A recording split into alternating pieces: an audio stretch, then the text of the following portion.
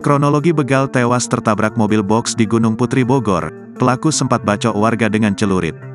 Seorang pelaku diduga begal tewas tertabrak mobil box saat berupaya kabur usai melakukan kejahatannya di wilayah Gunung Putri, Kabupaten Bogor pada Kamis, tanggal 25 Januari tahun 2024 dini hari.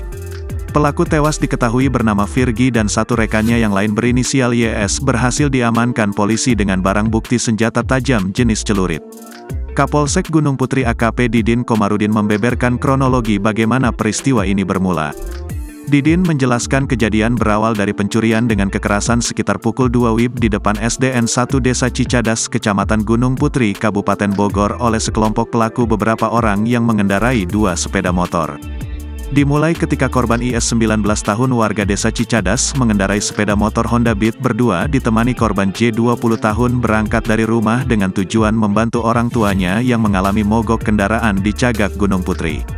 Sesampainya di depan SDN 1 Desa Cicadas, korban dipepet oleh dua sepeda motor di mana pelaku berboncengan dengan membawa senjata tajam jenis celurit, terang Didin kepada wartawan, Kamis, tanggal 25 Januari tahun 2024.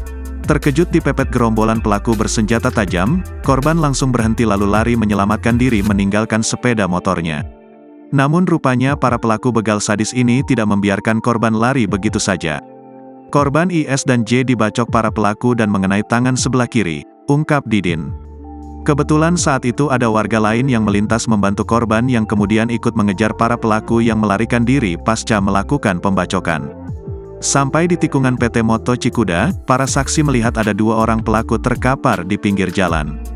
Ternyata para pelaku tertabrak mobil box yang sedang melintas, di mana diketahui pelaku bernama Virgi meninggal dunia di tempat sedangkan pelaku lainnya saudara N berhasil kabur, kata Didin.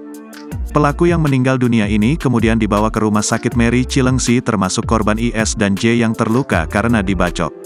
Pihak kepolisian berhasil mengamankan salah seorang pelaku berinisial YS dengan barang bukti sebuah celurit, satu unit kendaraan sepeda motor dan sebuah handphone. Saat ini pelaku yang berhasil diamankan berikut barang bukti berada di Polsek Gunung Putri untuk ditindak lanjut proses penyelidikan serta pengembangan lebih lanjut, ungkap Didin. Download Tribun X sekarang, menghadirkan lokal menjadi Indonesia.